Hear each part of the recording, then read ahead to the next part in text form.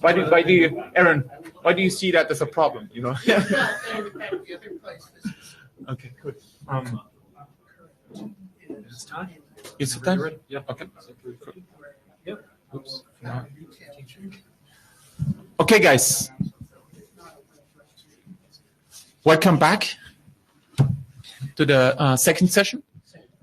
And I've done a slight agenda bashing here. So we had one leftover item from yesterday, which got pushed to today. This is the TX Oauth summary.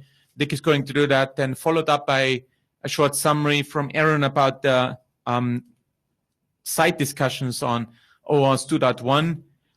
Brian's next, Depop. Thorsten has two presentations on pushed authorization and rich authorization. And then Aaron is going to come up again and talk about the intermediary metadata. And then we have Travis with some claims discussions. That's all I have. Are there any other things that you would like me to bash in the agenda? Nothing? Cool. Okay, let me get the slides.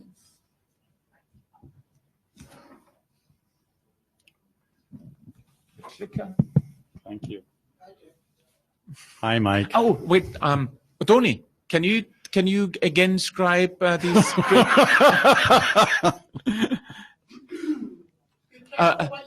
Yeah, an award-winning scribe. Do we have Java? This was Ludwig was doing it last time. Ludwig, are you in the room? Yes, I am. Thank you. Okay. Awesome. Thanks. There wasn't. I don't think there was anything yesterday, right? On Java, but still, it's good. You never know. Yeah. Thanks, Ludwig. Are we good? We are good. Okay. Descartes, who was not at the TX Oauth BOSS? Tony, you took notes. So maybe you weren't there. Maybe that explains the notes. Okay, so for the people not there, quick summary. We talked about a number of issues. All right, it's right here. Passing the request via redirect has a bunch of limitations and security issues. There's an awful lot of BCPs and extensions, that it's complicated. You know, Justin put up this slide that just showed a whole bunch of the specs as being part of the issue. A number of new use cases were described, PSD2, IoT, user not present. Annabelle had some interesting slides about some types of interactions that are not covered currently in Oauth 2.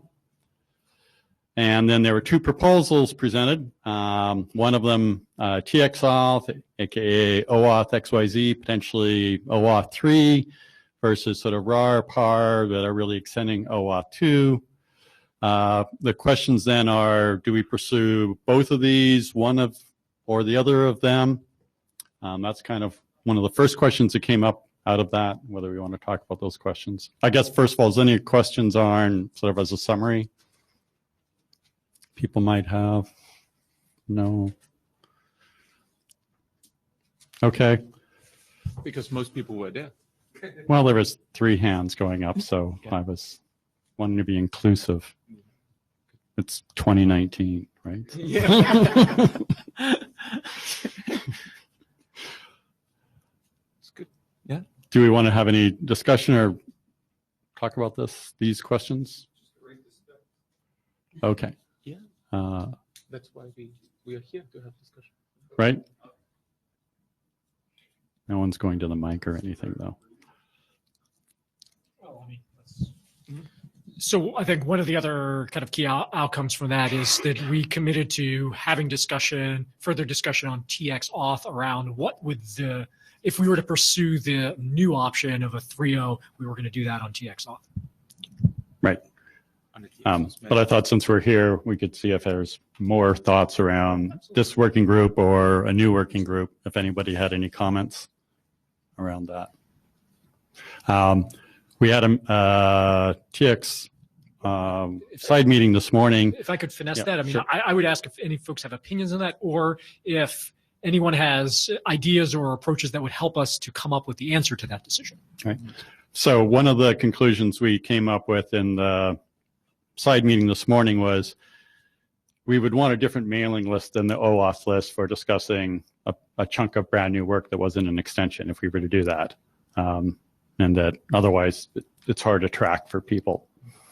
And probably have dedicated meetings to a big chunk of work. And then another question or potential would be to do a design team within the existing working group. So there were a few folks at the BOF who raised their hand to who were willing to work on this topic. Now it's some time passed. Did you find some more people, or are the same type of people who are willing to work together? Or like how do we get this kick-started? Like who would lead the design team, and who would be willing to actually be on a design team to work on it, besides obviously the authors of the proposals, I hope?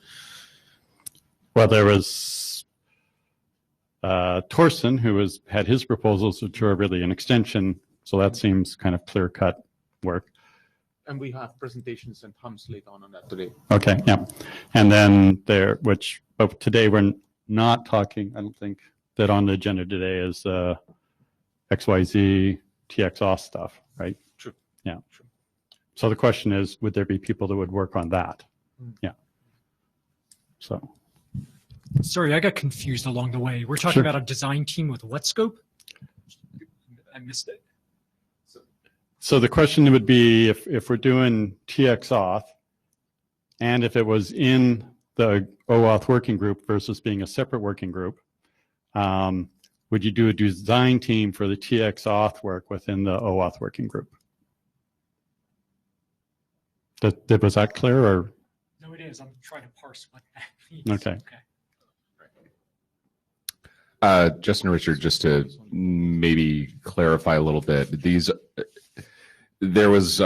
had a side meeting earlier today. These were all brought up as potential avenues and options of where the work can be done and how the work can be done.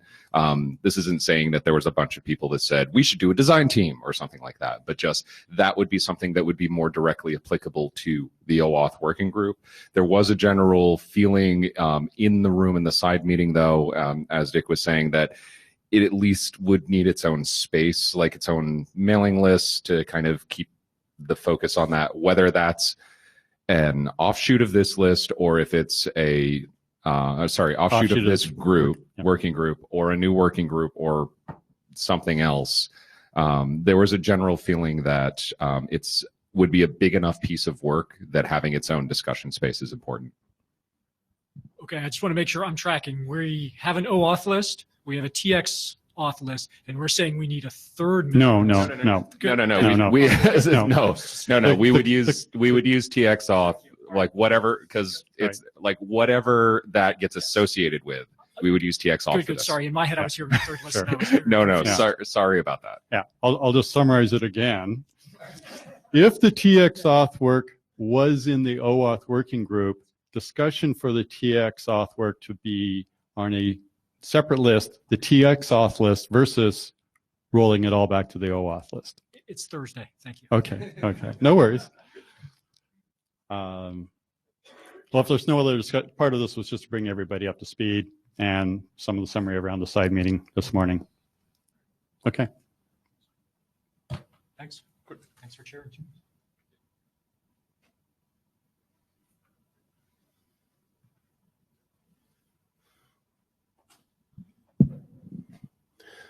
Mike Jones, I was waiting my turn. To your question of whether, if we do this work, which isn't, I think, a decided question, I said it is not a decided question as far as I know. I strongly believe that it should be in the OAuth working group because that's where the collection of domain expertise is, and in particular security expertise about what can go terribly wrong in protocols of this shape.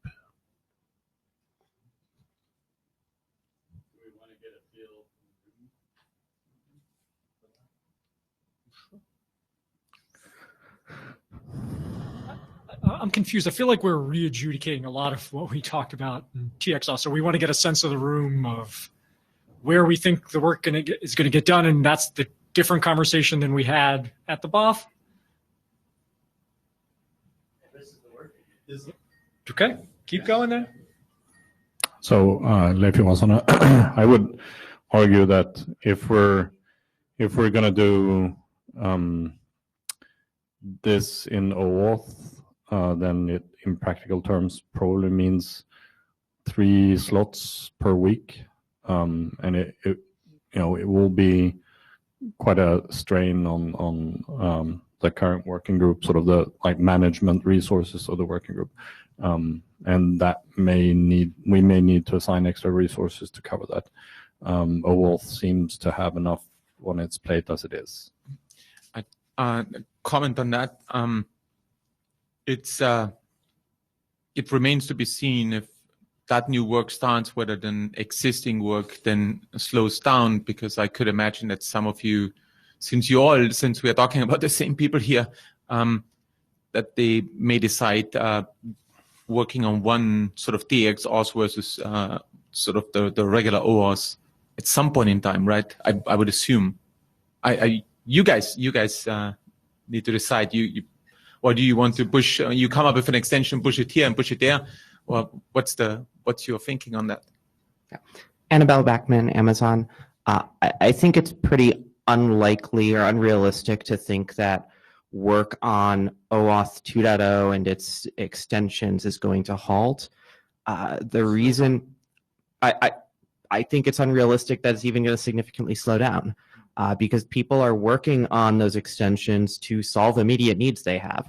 Those needs are not going to go away just because we started to think about a bigger, better way to solve these problems. So I expect that work to continue to, for some time at a similar pace, at least for the near future. So I don't really see this as 3 possibilities. We do one, we do the other, or both. I really see it as we do what we're doing now only, or we do both.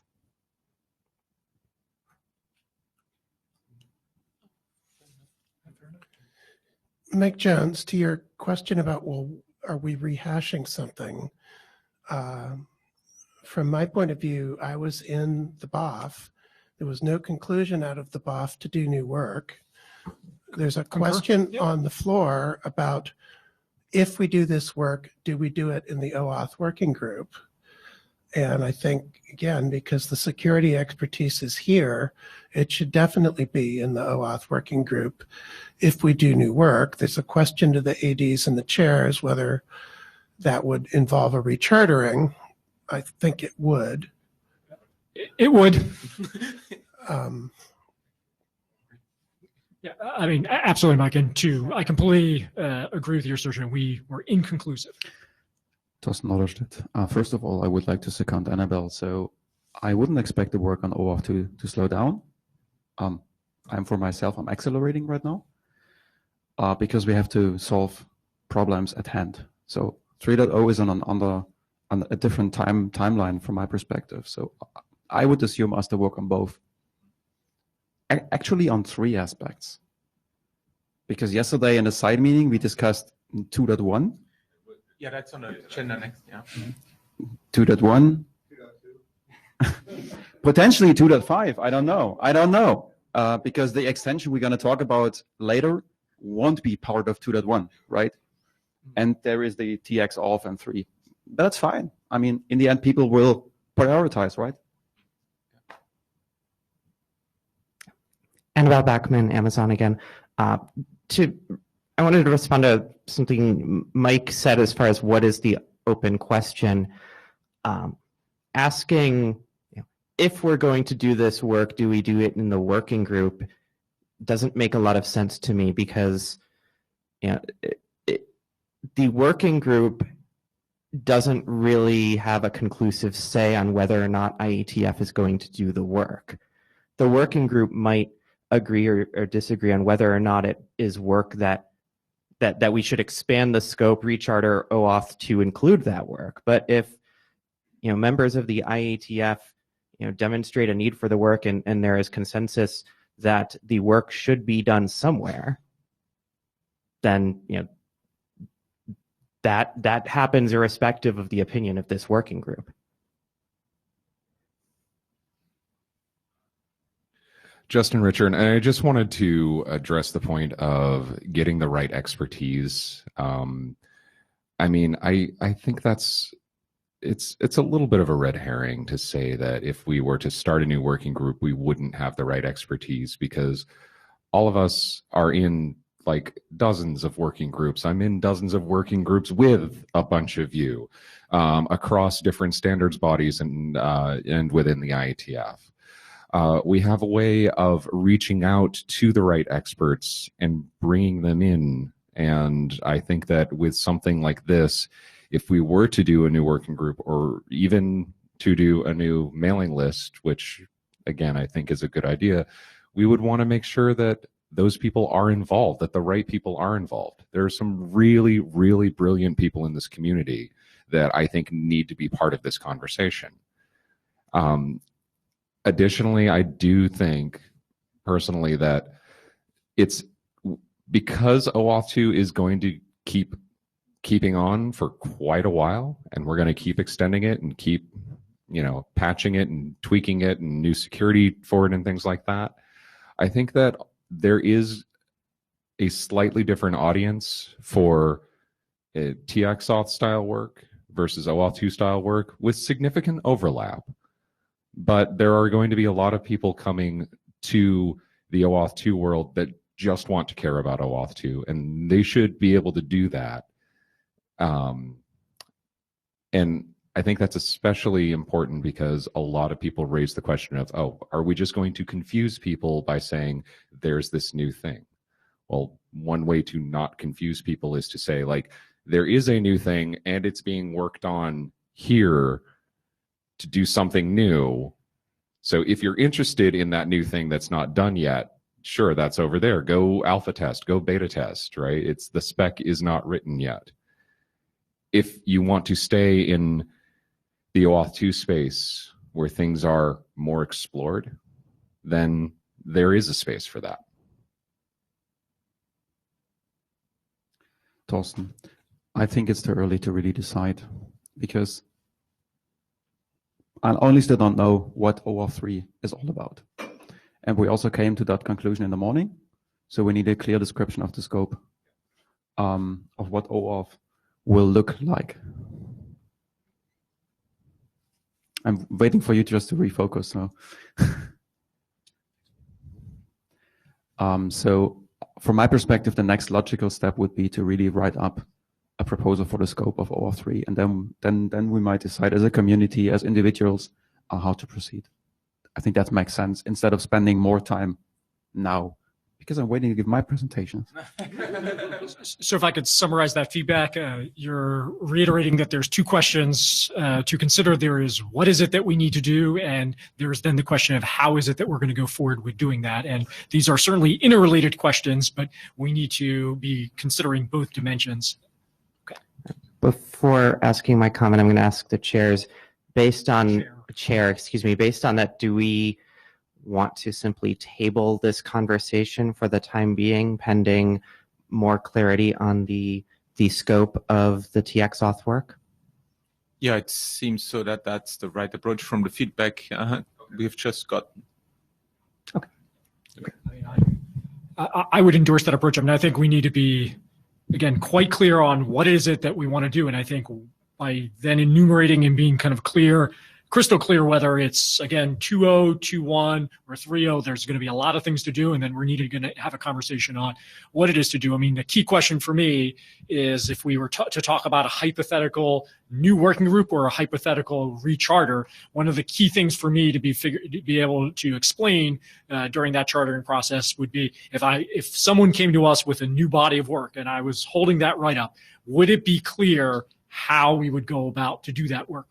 Would it be clear if we had two working groups? It would certainly be clear if we had kind of one working group, which is not to say that's the right answer, but the key kind of distinguisher is, do we know how we go kind of through that?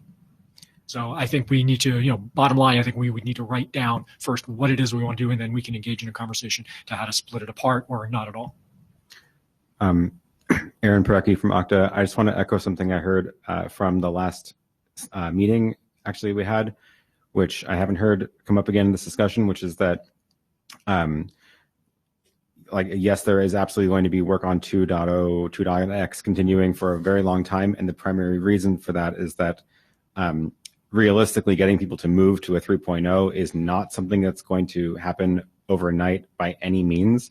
So the work on 3.0 is more about like long aiming for the future, trying to get something, in front of people, but sort of long-term planning rather than we're telling people to halt everything using 2.0 and switch immediately, right? So I think we just need to make sure that message continues to be something we get across. We're not saying stop using 2.0, 3.0 is better, but wait for us to finish it, because that doesn't make any sense and that would never actually work in the real world anyway. So if I can summarize what I think I heard there was, we've talked about we need to describe what we're going to do. We're going to then need to talk about how we're going to do it. And it sounds like perhaps there's a third activity that's related to, regardless of what we choose to want to do. There's a communication we need to have, because there are all sorts of stakeholders that are watching different parts of this kind of activity. And we need to be crystal clear on the change we're talking about embarking on to make sure, we continue to have their active support and participation. Thanks.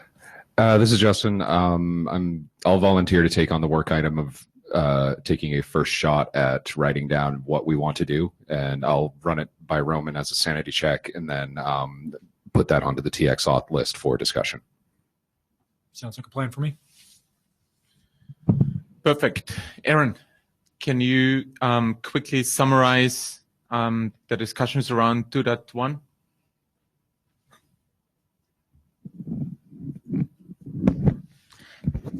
Aaron Parecki again. So yesterday we had a side meeting about OAuth 2.1. The discussion was a very good discussion. The sort of high level end result of that discussion was that it seems like there is a pretty broad consensus on the idea that we need to do something to sort of clean things up. There was definitely an agreement that there is a lot of documentation to read. We didn't come to a conclusion on exactly how to proceed. The main disagreement stemmed from basically whether or not any sort of new document should be saying things that are effectively breaking changes to the spec. What I mean by that is not necessarily like nobody was saying we're going to add new features in this, but by doing something like requiring the things that the security BCP recommends, that is effectively a breaking change to existing implementations, which technically don't have to follow the security BCP right now. That was the main disagreement, and we kind of came to the conclusion that we need to discuss those more on a case-by-case basis. I volunteered to take a first pass at writing up an outline for what a document could look like, highlighting the particular aspects that fall on either side of that line so that we can talk about them individually, because I think we agree that there was more to discuss there on the specifics. So in terms of the changes, were you discussing as sort of a BIS document or like, because a BIS document indeed is not supposed to make breaking backwards but compatibility breaking changes. But removing, for example, optional features is not such a feature, or further detailing is also not backwards compatibility breaking. The particular form of this document was not something that we have landed on a concrete definition of. So I think that remains to be seen what the actual form of that will take based on the discussions that we need to continue having. So it sounds a little bit like we need some more discussion and find out what specifically will end up in a document, and then we can say, like, is this a BIS process? Like, and a BIS can actually be also advancing it to along the standards ladder, if you will, which would be useful, I think. Or it could be, like you said, the 2.1, something that is really different, slight or backwards compatibility breaking changes. Although .1 typically indicates that it's not, but yeah, and maybe kind of a finer point in the discussion of what 2.1 would look like, was there discussion about using updates and obsoletes? Yes. Yep. Okay. There was definitely some discussion. Did we have about that. some resolution on that, or is that more conversation? That's perfectly fine for you just to punt. Was there a resolution on that? Go ahead. There was a preference for updates in order to say that if you still want to do 2.0, do 2.0, that's fine. If you're doing 2.1, you're bound by these particular restrictions. There was a lot of, as Aaron was just saying, there was a lot of contention about what it would mean to be compliant with 2.1 and how you would be able to support 2.0 and 2.1 on the same endpoints or the same server or the same service, or like there's a lot of deployment questions that would need to be better understood when we start changing, shoulds into musts and adding new musts that didn't exist 10 years ago. So to kind of make sure I can reframe that. So it sounds like what we're saying is we're preparing for an ecosystem based on this conversation that has 2.0 and 2.1, and we're going to make no statements about what they do with 2.0. We're just going to say we also have 2.1. That was my read of it. And so if you want to still do 2.0, that's fine. You should follow the BCP, which will basically make you 2.1 compliant. Yeah. Yeah. It sounds like a miracle to me. But, I'm not opening up that. No, yeah. Annabelle Backman, Amazon. Just to add some more detail there, the concern or questions around how big or how small a change 2.1 is from 2.0 and challenges around managing or living in a world where we have that two protocol ecosystem is a lot of what is driving the remaining question of, do we actually do a 2.1 or are we doing a BIS, which is not a 2.1? So yeah, those questions are very much interwoven. No. Yeah, we're just reporting back from a discussion, and there are different opinions. So my opinion, and I restate that now, I would like to get rid of the security BCP. I would like to roll that up in a new version of the RFC. And if that obsoletes 2.0 features, fine with me, because we actually have a discussion around that exactly. But we need to support, or we need to understand and to admit that there will be a world with 2.0 implementations running beside 2.1 implementations and even servers that support both.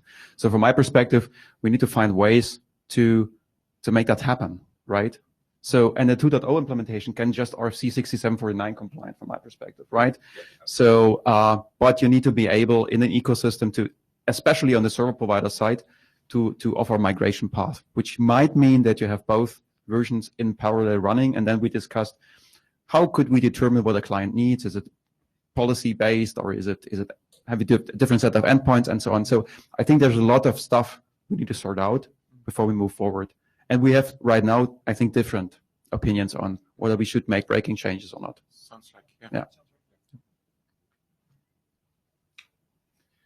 Comment from the Jabber from Philip, restating that I mentioned at IETF 104, the next major minor auth version is one that doesn't need a BCP. Okay.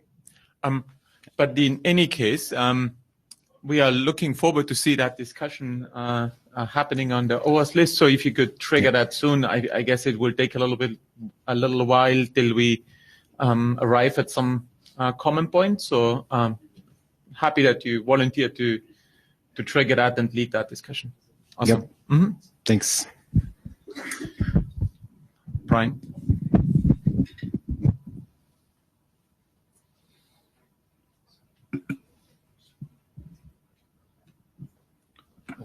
Oh, sorry.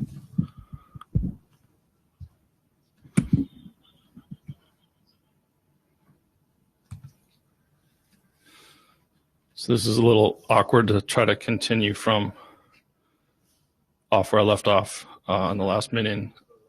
I was going to try to start from the beginning and go a little faster when we get some slides up. So I'm here to talk about some prospective new work. It's an individual draft called Depop that is loading the slides for it. You done performance engineering? Oh, I see. No, it's making progress. What did you put in there? I put a lot of pictures in because that's what I do. Did that one? You put photos in there, right? Of course I did. Oh man. Yeah, this one stalled. Yeah. And this one failed. Oh shit. It worked last time. Maybe the other one. No, it's making progress. You see? Right, how many 0 days are in this PDF? Couple. Nothing can happen to this movie, bro.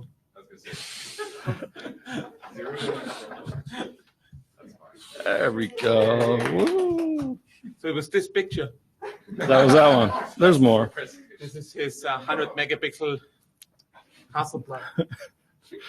So real quick, it's a draft proposal for a new, hopefully simple and concise approach of proof of possession for OAuth access and refresh tokens. And the idea is to do it at the application layer using application level constructs and being able to leverage existing library support, specifically JWT support. So this can actually be something that's implementable and deployable. A little history of proof of possession. The main motivations are to do something, be better than bearer. We've had bearer tokens for a long time. We've had a lot of attempts to do better. Some worked out better than others. Mostly, though, we don't have something that's widely applicable. This is partly motivated by the security BCP, which rather aspirationally says that you should use sender-constrained tokens. I say it's aspirational because really there's not a lot of good options to do that right now. And I say like that we lack really a suitable or at least suitable and widely deployable and applicable POP mechanism.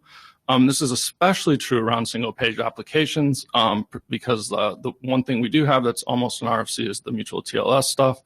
The user agent interaction and usability experiences doing MTLS in the browser are pretty much a non-starter for most deployments. It just doesn't work. Token binding, I know I got really excited about it, maybe too excited, but it's just not, it's not panning out. So here we are again, trying again, hopefully with some lessons learned. And another thing that's come up in SPAs as well as mobile applications is a desire to be able to do proof of possession around refresh tokens as well for public clients to give a little bit stronger possession there. So the basic flow is we have this mechanism, which we're calling a DPOP proof, and it's just a new HTTP header. It's the same, it looks the same on all requests, both to the authorization server and to all protected resources.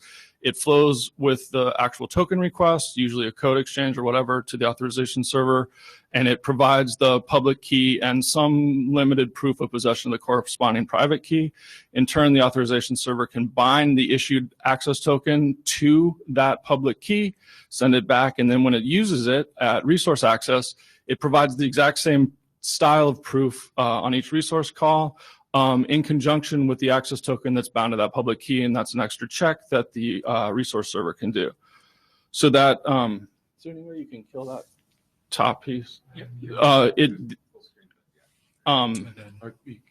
Thank you. The proof, DPOP proof JWT is a JWT. Here's what it looks like on the inside. The header atop here, it's got some explicit typing because that's a thing we do now.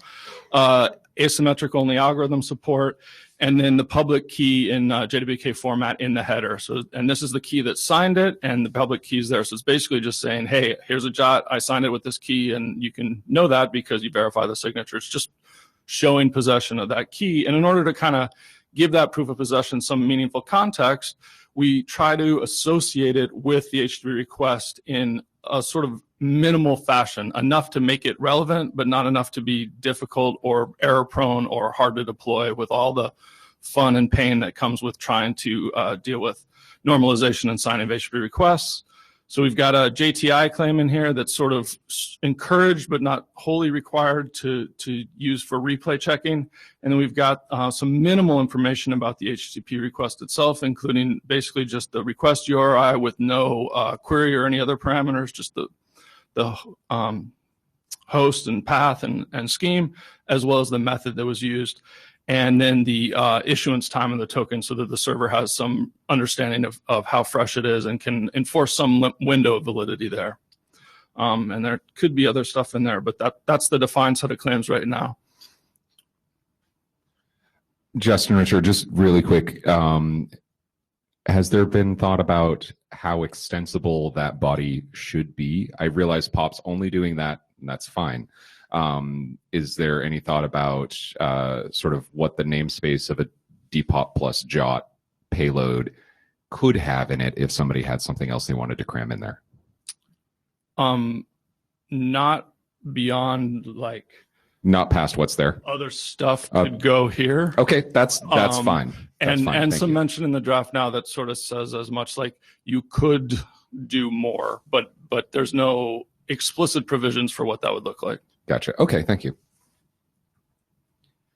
Ludwig Seitz, quick question. Any specific reason why replay checking would be optional? So if you've followed some of the conversation on the list recently, there's potentially some deployment issues at scale, depending on how your architecture is, for ensuring that the one-time use of tokens is timely and accurate. So you might be checking that validity, you might be checking that sort of store of IDs in a large cluster with an eventually consistent backend to store that. So we've made some provisions to allow for things that aren't tightly transactionally oriented. They could have really negative impacts on the system as a whole, as well as you might choose to only track those within a local system only, and sort of trade off the cost benefits of this. Considering, again, these are things that might only be valid, the server might only consider it valid for the order of a few seconds. There's a large continuum of sort of the level of security you can get to versus sort of the performance and the usability of this, and we've it might not be the right place, but we've tried to sort of pick a meaningful spot in the middle that provides that utility without being too cumbersome to implement or deploy. And so one last thing, by optional, I don't say it's optional, but it's a should, and it's actually a must in other place with a caveat of within reasonable considerations for performance and consistency. Thorsten, as a co-author, I just would like to add that you can get different levels of replay detection, right? If you don't do the GTI, you get replay detection if someone wants to use the header with a different resource server. And if you put into the GTI, you get the replay detection if that's replayed on the same resource server. I think that's a good distinction. Yeah, and furthermore, it's on the same resource server at the same path, at the same method in the order of a few seconds. So it's narrow.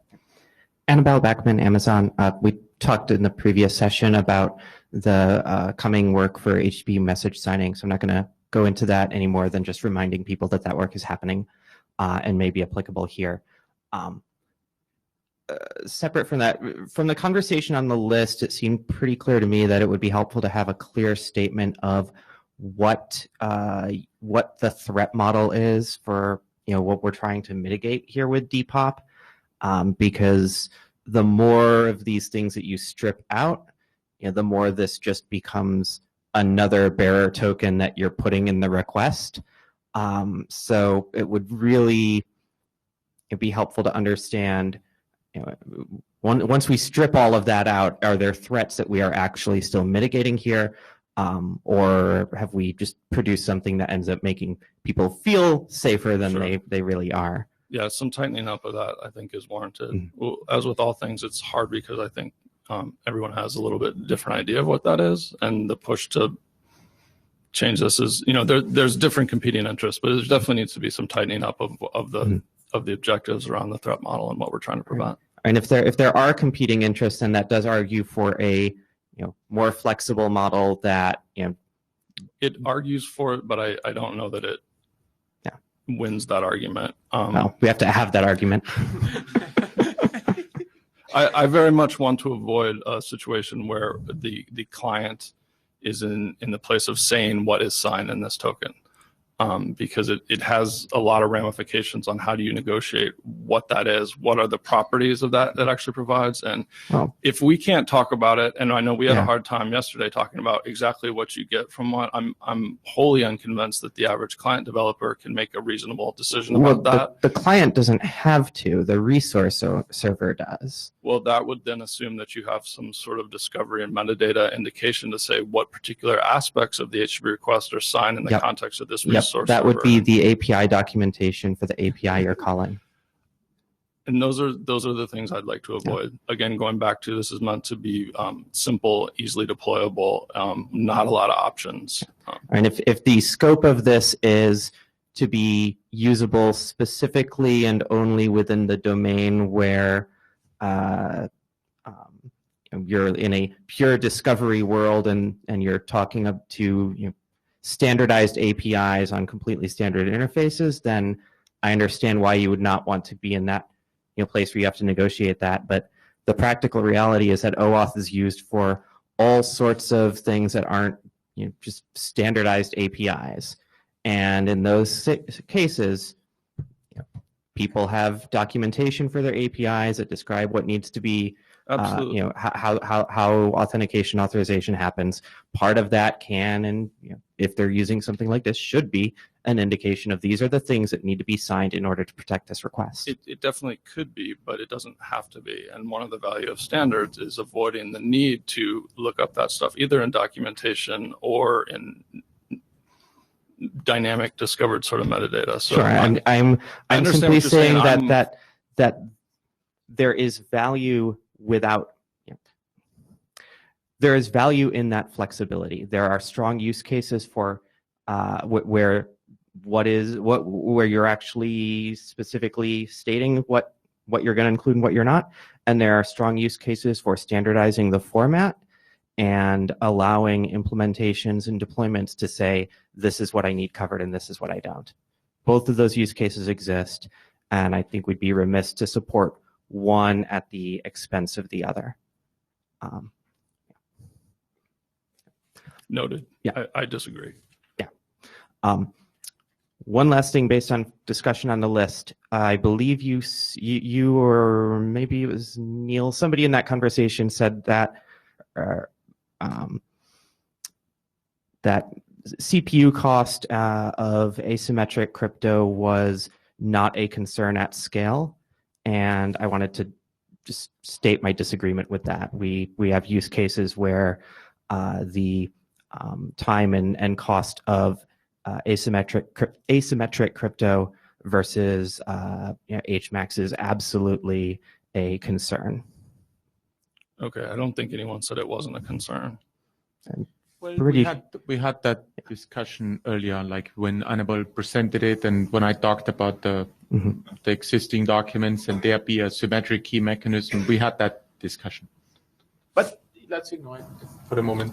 We can go back to those if you want. Yeah, well, I think that the more recent discussion was around the relative trade-offs, whether the simplicity of not managing a symmetric key distribution environment and all the other things that come with that were worth the trade-off for public key. Perhaps I misread or misinterpreted, but what I saw was that there was a claim that scaling was not a concern for asymmetric crypto. And I mean, like I said, I may have misinterpreted that. So if so, then okay. Then we're in agreement. I said it could scale out because of the nature of it. But it didn't mean that there's not CPU cost, but only that it could scale.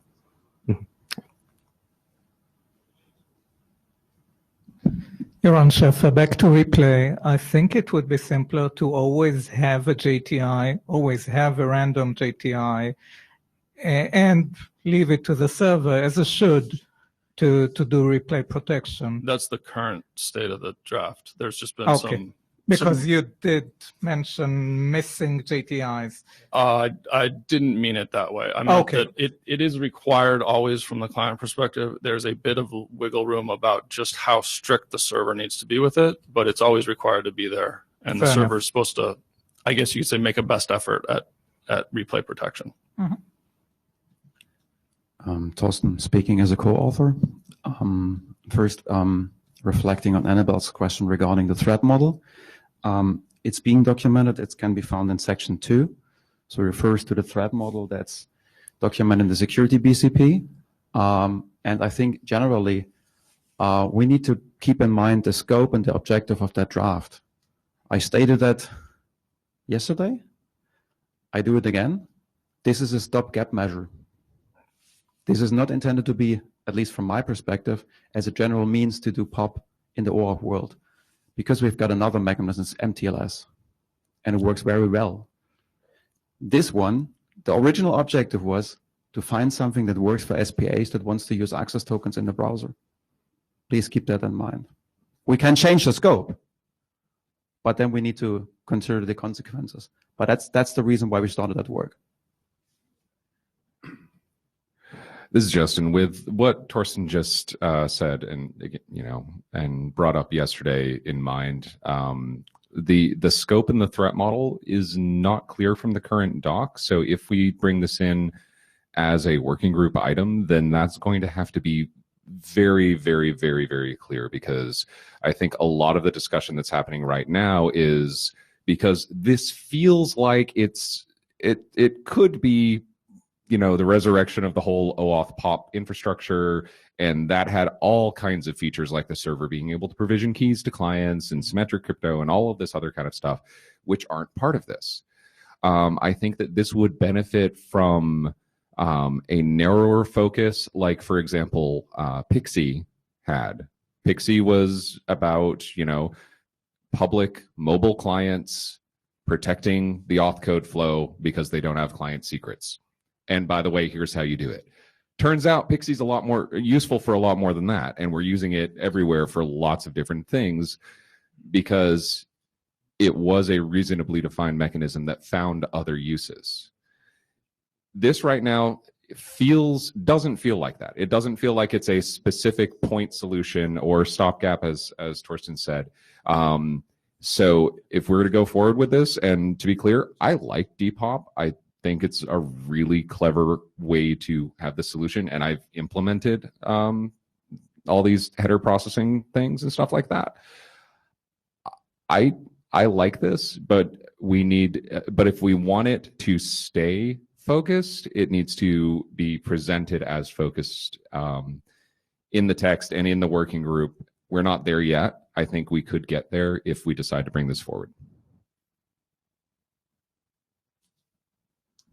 Aaron Parecki from Okta. I don't mean to hone in on a specific point again, but just to echo what Annabelle was saying, and relaying comments from people at Okta, there is definitely some concern around the asymmetric only keys. And I know that a lot of my team there would not deploy it if it was asymmetric only and would rather see a symmetric option. So because of the speed concerns there. So just wanted Aaron, keep in mind that we still actually have a working group with item with the symmetric version as well. So in that sense, we're fine. Of course, when Annabelle presented her work, I asked her whether it would make sense to align that what she presented, because it was slightly different in terms of header fields, etc. But that may be an option. But what I hear from numerous presenters on the microphone now is that you want something very specific need, and not a generic mechanism. And I think, is that correct? Or you want something else? But yeah, okay. Well, I gave the specific example of the spa type applications, and but as maybe echoing sort of where Justin came from, oftentimes a specific point solution can be generalized into something more. And so from my perspective, I'm trying to make this something that can be a reasonable, deployable, usable POP option for access and refresh tokens. But the way how we came here was we had a working group item, or still have one that has a symmetric and an asymmetric variant. And then you guys started this new effort because the argument was the other one is too complicated because it contains the symmetric, the asymmetric, and refers to some generic HTTP signing, which now interestingly is being entertained now, which is And now you are saying, oh, actually, we could extend it to something more generic. That doesn't make sense to me. Right? That's what you just said. Nodding. Okay. Good. So no, I'm not saying it could be extended to something more generic, or I'm not pushing for that. I'm hearing people say it should include a symmetric key option. I'm saying that there's a very serious trade-off with that. Okay. In that this is simple because it relies on public-private keys. I understand the concerns. I don't know. I'm not saying it's not a done decision, but that's why it's this way. That's why it can be as simple as just the client presenting this header every time, because we're not negotiating keys. That's why you get a particular security property of not being able to replay that across resource servers, because you don't have to distribute the symmetric key and get in the situation where the resource server can then impersonate another one because it has access to the symmetric key. So that was sort of the driving bit of this. There are people that want it to be something different.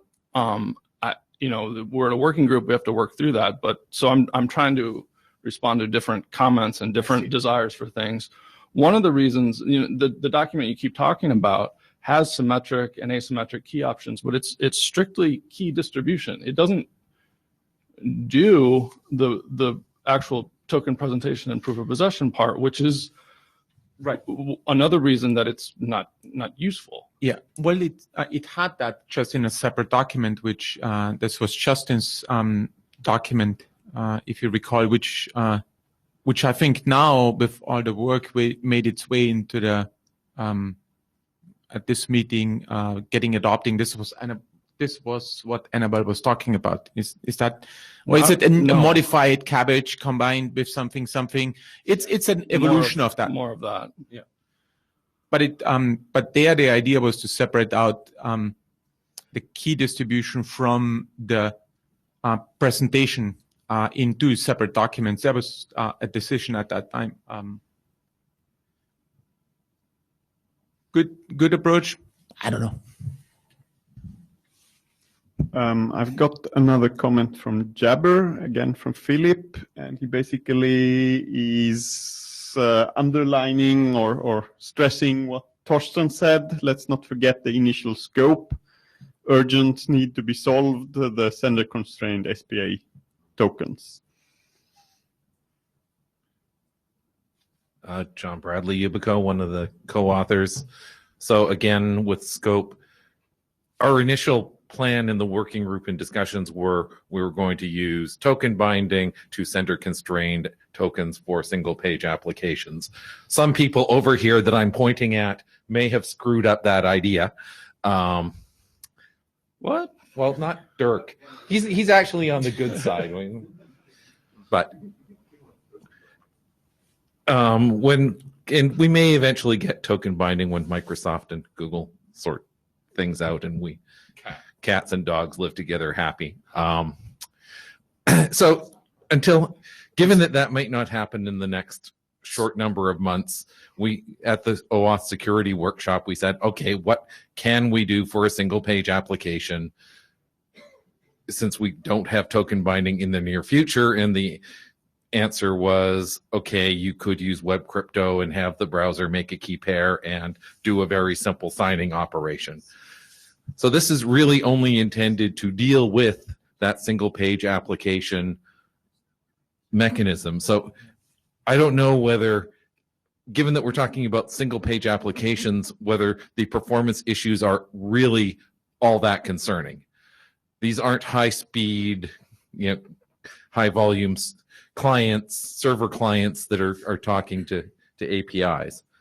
For other applications, that doesn't make any sense. But for native apps and host-based applications, they should be using the mutual TLS proof of possession because that does have better scaling options.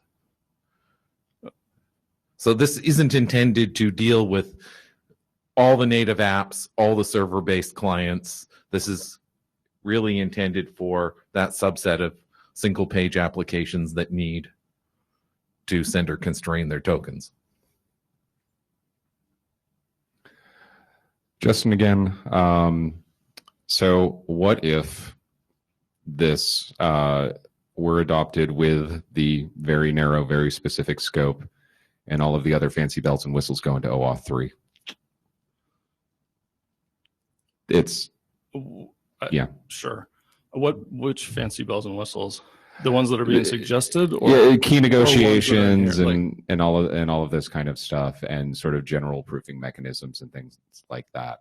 While I agree with Annabelle that if the timescales were better, this ought to be using the general purpose HTTP signing mechanism.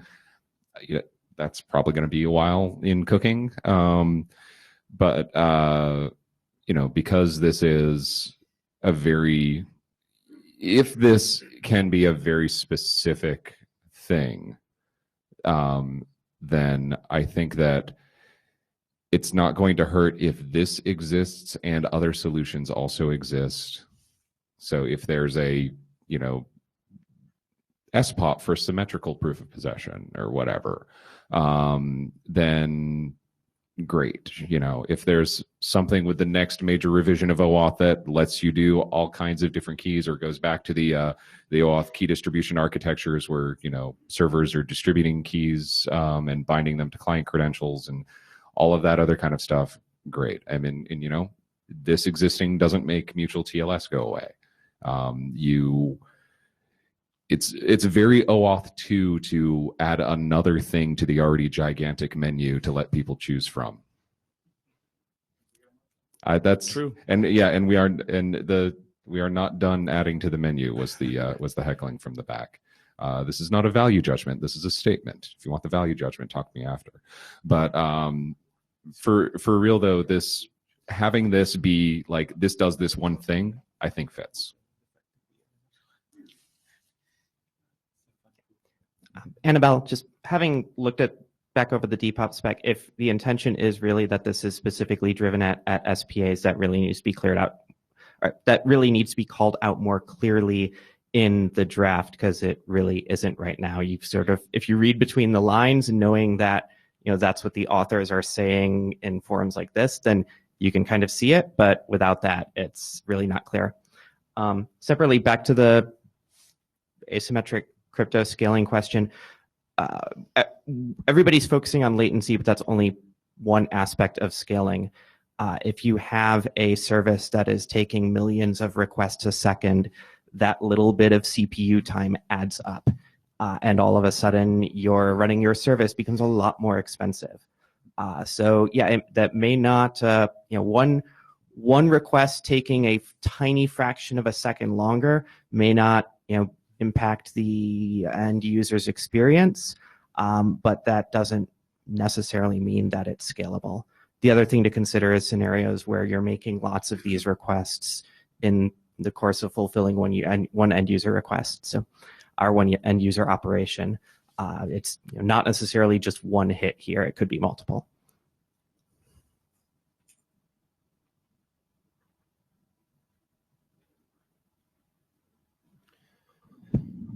Mike Jones, Microsoft. This is where I stopped last time.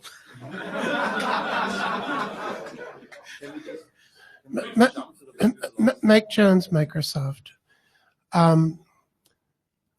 Microsoft internally currently has deployed the old OAuth HTTP signing draft that expired 2.5 years ago, because we need application level signing given the failure of token binding to ubiquitously deploy.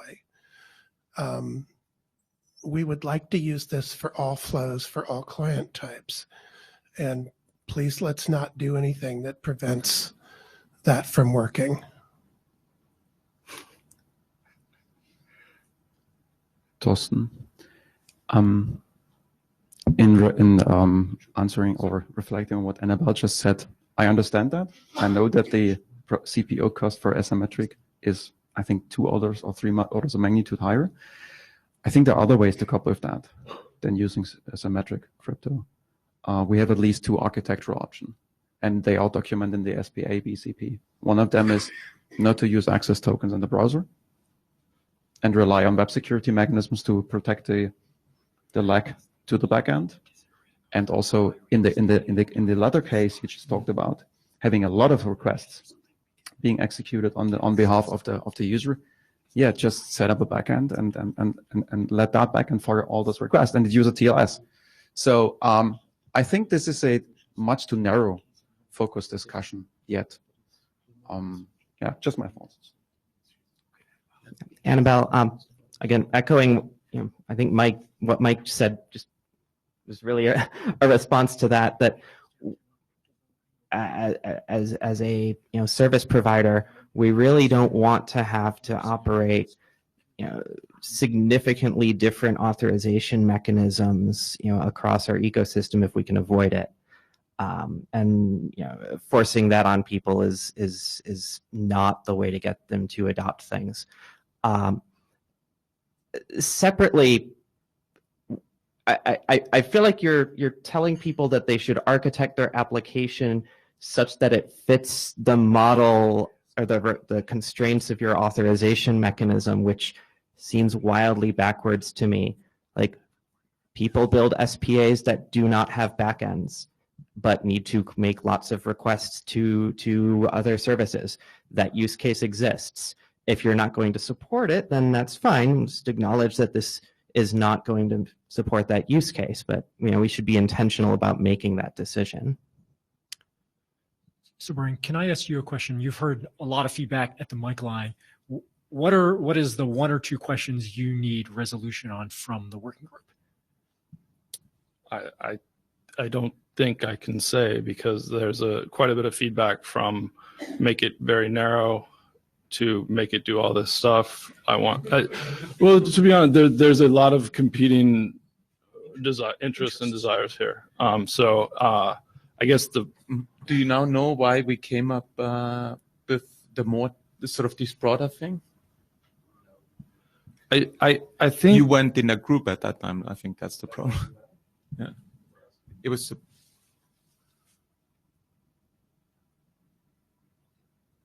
What should we figure out in a group to progress this?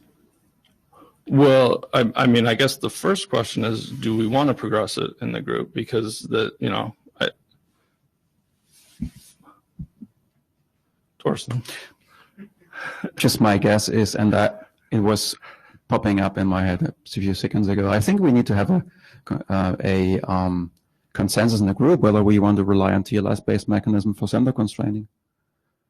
Because all the discussion now, I have feared from the contributions from Mike and Annabelle, to me, point in a completely different direction. I mean, right now we are unable to provide a TLS-based mechanism for sender constraining for all kinds of clients. No, we draw the conclusion from that. We need a stopgap measure for those that cannot really use MTLS, which are SPAs. Now the discussion is turning into, oh, we have that mechanism, let's make it a general purpose mechanism for all kinds of clients. And then I understand the need for symmetric cryptography and so on and so on and so on. So from my perspective, we don't have a real consensus around how we want to implement sender constraining. No, I see it slightly different. We have several solutions for sender constraint. One is token binding, one is MTLS, and one is a mechanism based on the application layer, or several mechanisms based on the application layer. We just haven't. We like the MTLS because that's why we worked on and published it. But we know its limitations. We also like token binding. We're just sad about its lack of deployment. And now we need to sort of make some progress on the application layer stuff, which we failed to make progress on. And partially because we can't agree on exactly on what credential types to support, how the details look like, what to sign, what not to sign. And that has been a challenge in the past, over years. And so here we are. Yeah, I agree with that. I think I've just phrased it differently. Okay. Yeah. So, good.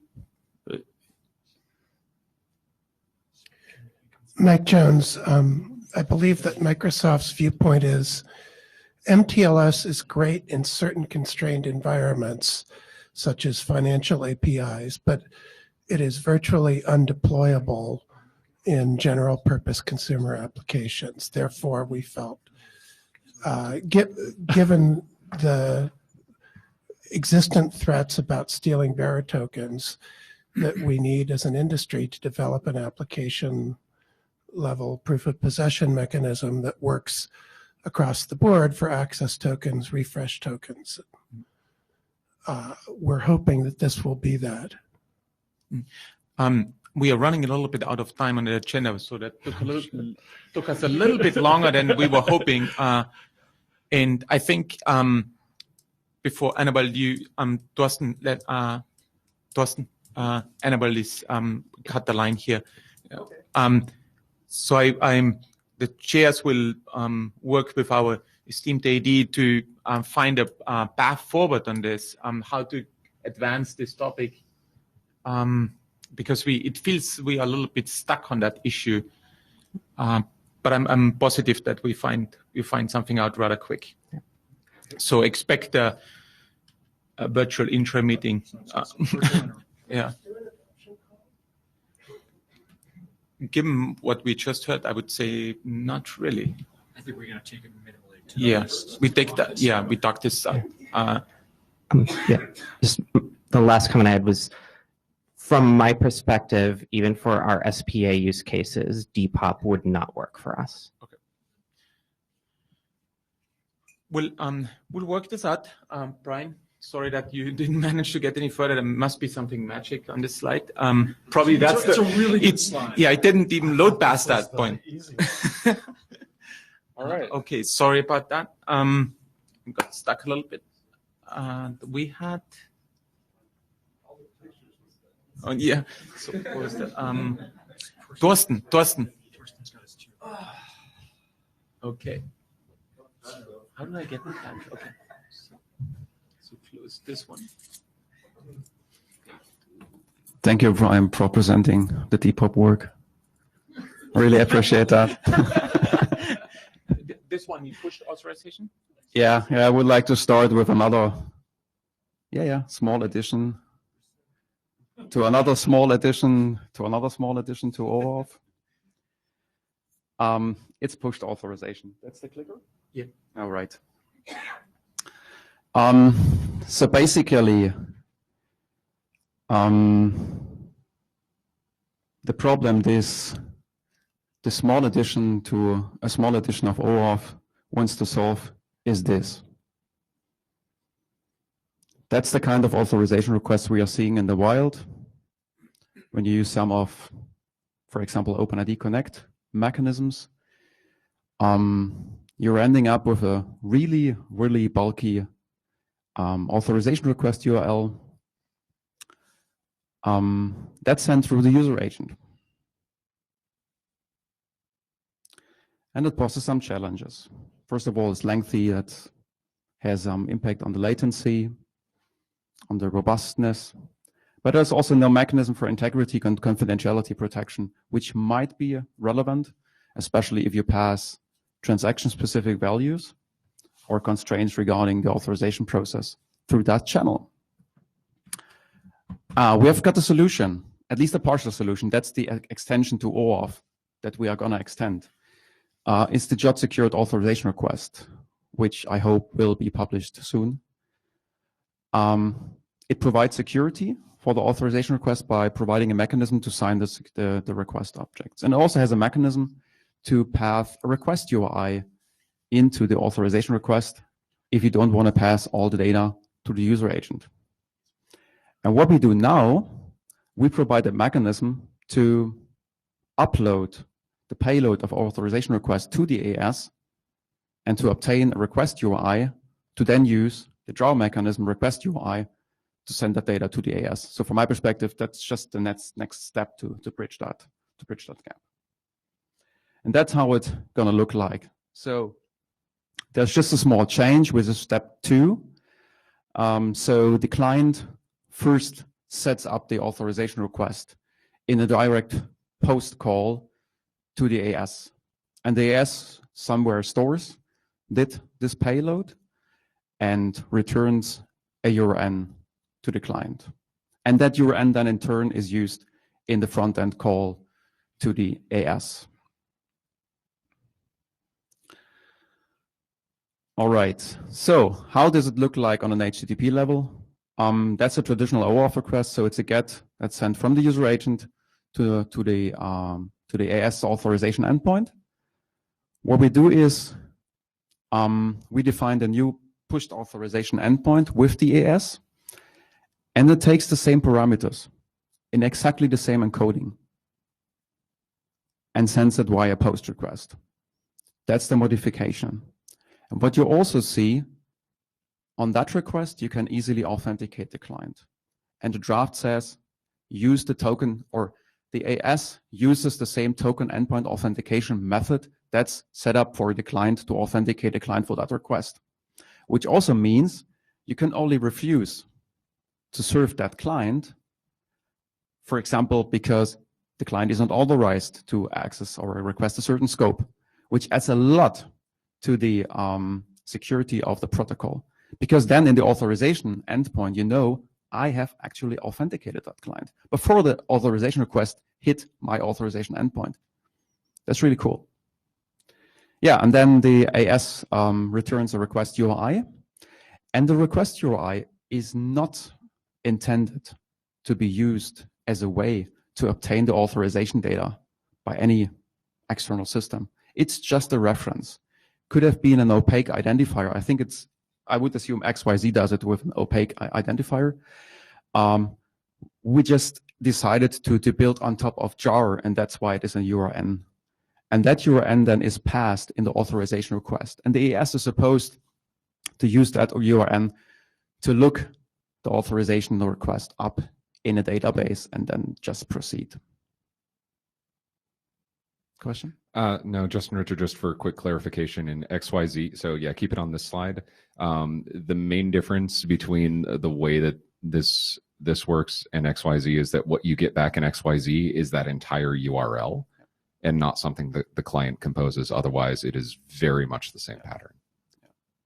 Yeah, we stripped it down as far as possible, but wanted to be compliant to the rest of OAuth. And there's another option, which is to actually send a signed and potentially encrypted request object via the same channel. So instead of using the payload we are familiar with from RC 6749, use the payload as being defined by jar to send the payload to the AS, having the advantage you can do application level crypto, for example, to do non-repudiation.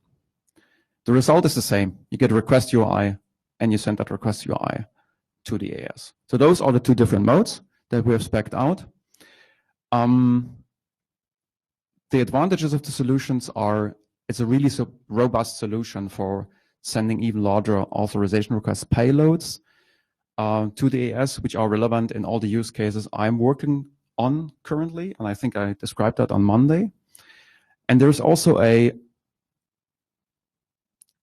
significant improvement in security for, from my perspective, relatively less cost, or few cost.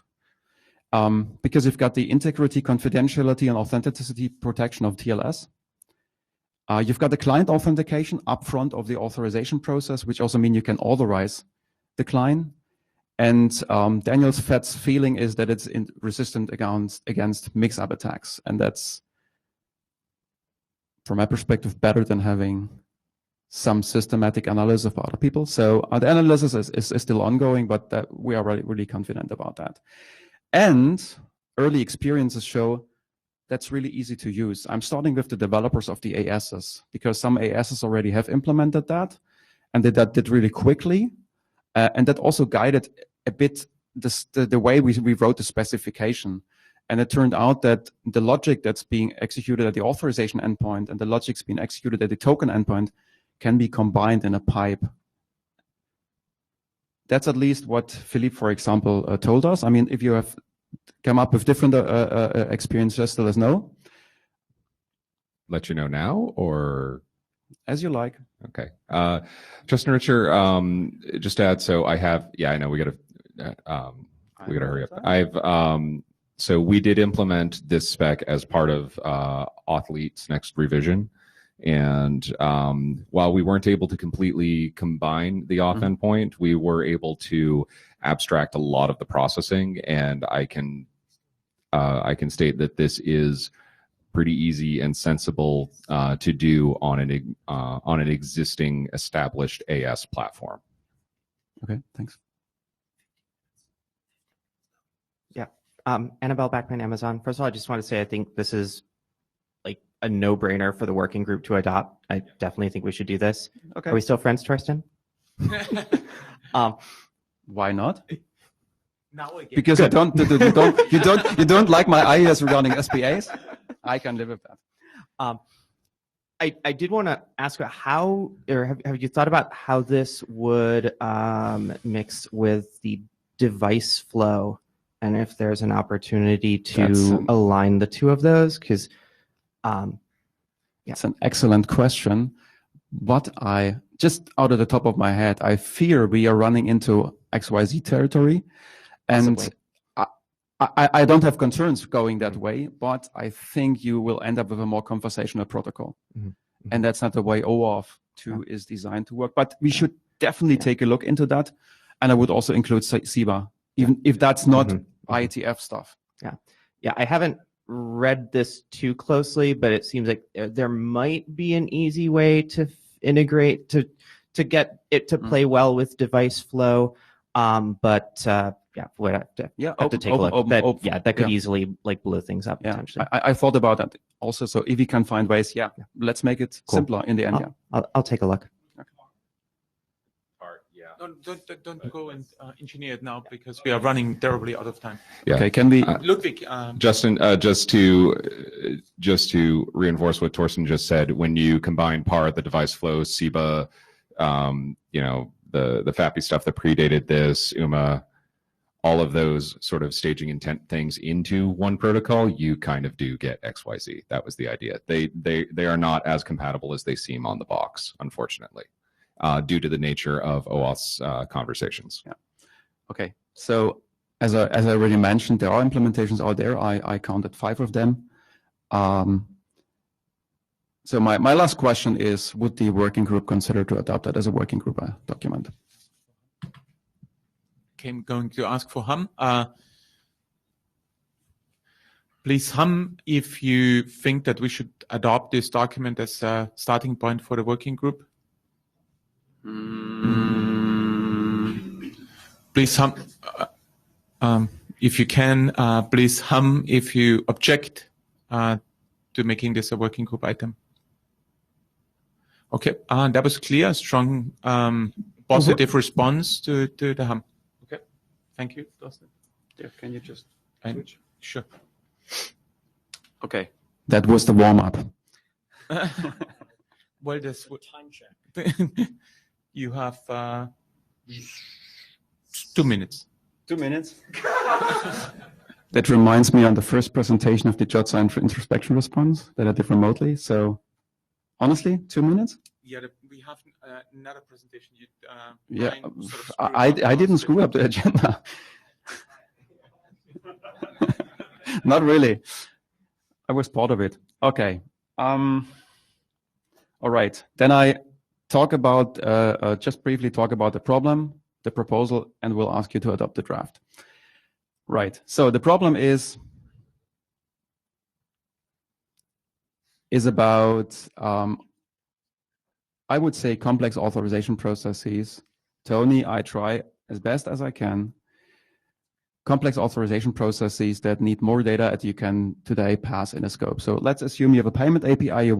The merchant wants to send a payment or get some money. The question is, how does the resource server know that the user actually authorized that this merchant is allowed to get that money? And that's the key question that drives the rich authorization stuff, because in the end, the authorization server needs all the information to render that user consent, right? So, and that user consent contains transaction-specific values, is rather complex and has context. And the short form of that presentation is, we have come up with a proposal to allow clients to specify this kind of more complex authorization requirements in a structured way. We use something that I was initially calling structured scopes, but Mike asked us to not use the scope terminology. So we came up with the authorization details name. So it's an array. You can bump into that JSON objects that are specifically designed for the needs of a certain API. That's why they are typed. So the AS can differentiate what type of authorization request object is that. Can I combine them? Can I do not combine them? You can combine them. You can send them everywhere where you can use a scope. Yeah.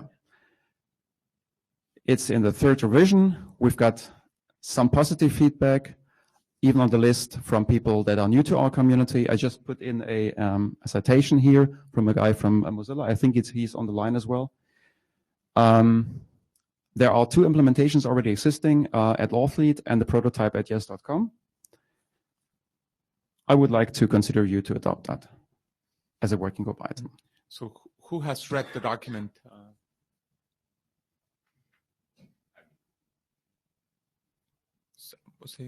I should mention Justin and Brian are co-authors of that document. That tells you something, right? That's yeah, because you may have just written it. So yeah, how many non-authors have read it? Yes, 3. Kind of half hand 4. Okay. That's good. Ludwig, are people in the call that read the draft? I think we will do a call for adoption on the list and give people a chance to also sort of provide some feedback and so on. But I think that's good stuff. 2 more from Jabber who read the document. Who are those? 3. Daniel Fett, Matthew De Haast, and Steinar Num. Okay. All right. So thank you. Cool. Yeah, we will do that. Tony, did you capture that? Yeah. Yeah. Okay. Cool. Perfect. No one read it. Yeah. Yes. Sorry, Travis, that we have. 8 minutes. Okay. Well, I'll get started even before the slides came up. We've been talking in various venues, various places about this problem that Torsten just talked about, and I've been proposing a different solution to the problem, and to make that a little bit more tangible, I wrote it down as a specification. I've been proposing that problem can be solved using the claims request parameter from OpenID. But the pushback that I get is that, well, that's bound to OpenID, and a lot of people want to do API security only using OAuth. And so in this draft, what I've done is I've lifted that out. So here you can find the link to the draft. Lifted that out of OpenID and made it usable for API access using just OAuth. I've explained how we can use this in non-OAuth or non-OpenID Connect flows. I've stipulated how the input can work not only on browser-based flows like authorization and implicit, but also the output, which is something that's missing from OpenID. The draft has additional examples that aren't found in OpenID, some defining, some clarifying terms, and then the entire specification or the draft specification is compatible with OpenID. Aaron, I see you there, but I've got 19 slides in 8 minutes. Is it okay if we wait a little bit? Because I might even address your point. So just to know what we're talking about, if you've ever seen an authorization request like this, where we have the claims request parameter, which is even like Torsten's example he just put up, this is what we're talking about. So it's basically a query asking for certain claims to be asserted by the AS. So the terms that I mentioned, we're using claims, claim name, claim value from the JOT specification, essential from OpenID, but rewritten so that it's not bound to the end user, and some others that are defined in the draft. Importantly, claim sync, claims request object. These are things that exist abstractly in OpenID but aren't given a specific name. So a claim sync, what we mean by this is the part of the request that the client is saying, this is where I want the claims to be asserted. I want them to be included, for example, in an access token.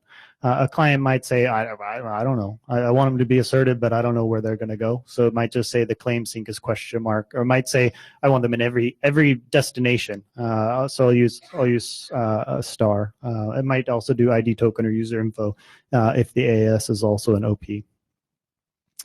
So requesting claims. So the object here, I've given it a name, a claim sync query object, and a claims value query object. But basically what this is a way of querying for certain claims to be asserted by the authorization server. So we're asking that claims be put in a certain sync, in a certain destination, the access token, ID token, an access token specific to a certain resource server. And then we can also have preferential values to be asserted. But it's really, really important to keep in mind that this is a query. This isn't a demand from the client to say, you must assert this value. So similar to like what Torsten was saying there, I want this transaction, I want this information, this account. Here you can see another way of doing that. I can say, okay, I want a value of account 123 or otherwise account 456.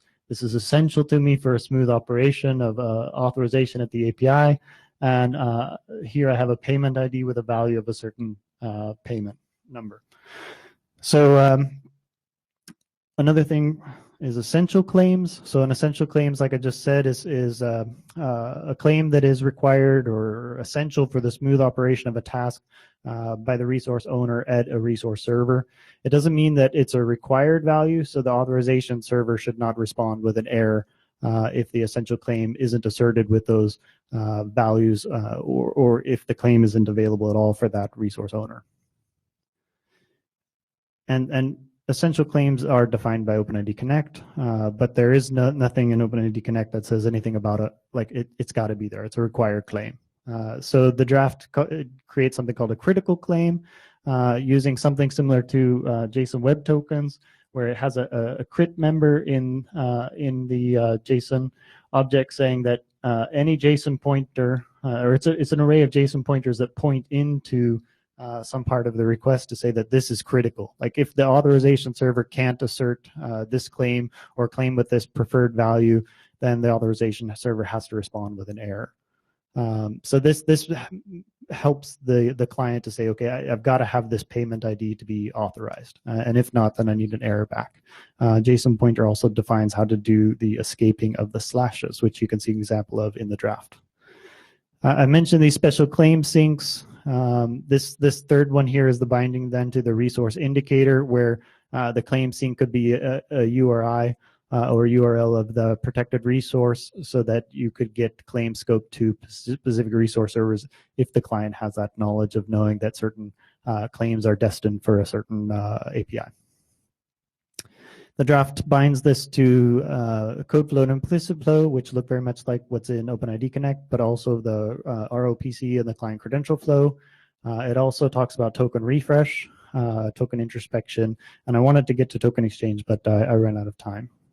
So the authorization flow, and as I mentioned, looks pretty much the same as OpenID. And the difference, though, is this bullet here, that the response includes the space-separated list of granted claim names. So similar to the way that scopes are returned on the token endpoint, so that the client knows, okay, you asked for this, but you got this. So if the client asks, I want these claims, but it doesn't get all those claims asserted, then it will be given those claim names that actually were asserted. ROPC and CC can also specify I want to have certain claims to be asserted. Some of them can be critical, some essential. So it ends up working similar to the scope request in all four of those flows. It defines some errors. Oops, sorry. It defines some errors, and it does so in a way that maintains compatibility with OpenID Connect, but it's very OpenID Connect isn't very rich in its error codes for that, so it defines some additional ones that can be used. Refresh. I know I'm going on time, but I'll do my best here quickly. You can send the claims request parameter to do downscoping, so to say, just like you can with sending the scope request parameter to downscope. If you've done that and then you refresh again, you can upscope back to your original grant. This is difficult to implement. I can speak from experience. Using the scopes and claims together makes this hard, and policy changes make this hard. But those two parts are left out of the specification. So it doesn't talk at all about using scopes and claims together like OpenID does. And it also doesn't go into handling policy configuration changes. So refresh is actually pretty simple as far as the spec is concerned. Token introspection. When you introspect a token, respond with a space-separated list of claim names that were authorized so that the API can see the extent of the scope of the token as far as the claims go. I know. So so it's in there. The important part is that critical claims be supported, because you might be talking to an OP, an OpenID Connect open provider that doesn't support this. So this is helpful to know, like, okay, they're implementing, the OP is also supporting this draft, or the AS is only supporting this draft. So I think that's the point on this slide to be aware of. Open questions. I think the essential part from OpenID Connect is kind of like, it's confusing, and oftentimes it's like, why do we need to do this? It doesn't. So I think it should be dropped from the draft, but I wanted to have some broader input on that. Maybe some restructuring of the document to avoid redundancy with the different flows. How to integrate it with the resource indicators. I'd like some suggestions on that. And I'd also like to talk about the integration with token exchange. In the next version of the draft, I'll write the token exchange, the resource indicator tie-in, and of course the leftover considerations that have been created, and also a way of registering clients to say that they want access to certain claims. So full disclosure, Curity, we've implemented all of this. We had to do most of it because it's in OpenID Connect. But the other aspects, like the output of claim names and things like that, we have implemented, and we have no patents on any of these things. So obviously we ran out of time. We're going to have this virtual intro meeting. Obviously we need that not only for the other topic, but also for these type of things. At this point in time, I think the only question I can ask is, who has read the document? 3. I think we need more people to read the document. So I think it relates nicely to the presentation Thorsten gave earlier on. Do you want to say a famous last word, Aaron? Or do you want to deep dive into a technical discussion about this? I want to do the opposite of a deep dive, which is back up to the high level view of this, high level goal of this. And I'm sorry for being so blunt. We're out of time. Mm-hmm. I think this is actually the completely wrong approach, bringing things from OpenID Connect into this, because ID tokens are meant to be consumed by clients and understood by them. Access tokens are explicitly not. And this feels like bringing knowledge about authorization servers and access tokens into the client in a way that the Torsten's proposal is more about expressing the goals the client is trying to achieve rather than how it expects the AS to achieve them. I feel like that's the line that this is crossing, and I don't think it's appropriate. Yeah, I strongly disagree. We are Just going to hash that. We can discuss that's good. We always have different perspectives in the group, so it's kind of normal.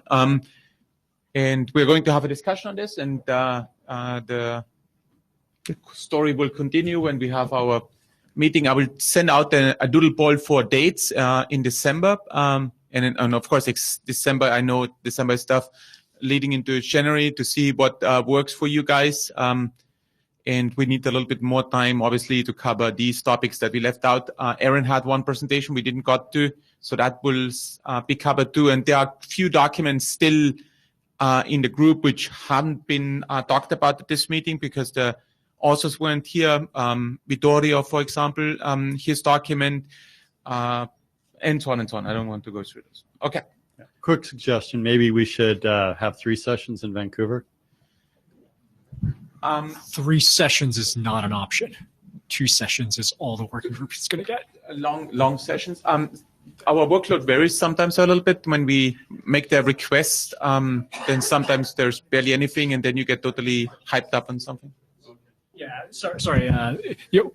It's not that you can't ask for 3. By policy, working groups get 2 slots max, so you can't ask for 3. So my kind of guidance is, if you feel like you need 3, you need to be having more virtual interims. God, I should have said that earlier. Yeah, working groups can get 3 slots. Couple of spare working groups. Anyone interested in talking about RAW or whatever? I've got a room for informal meeting. Kick us out.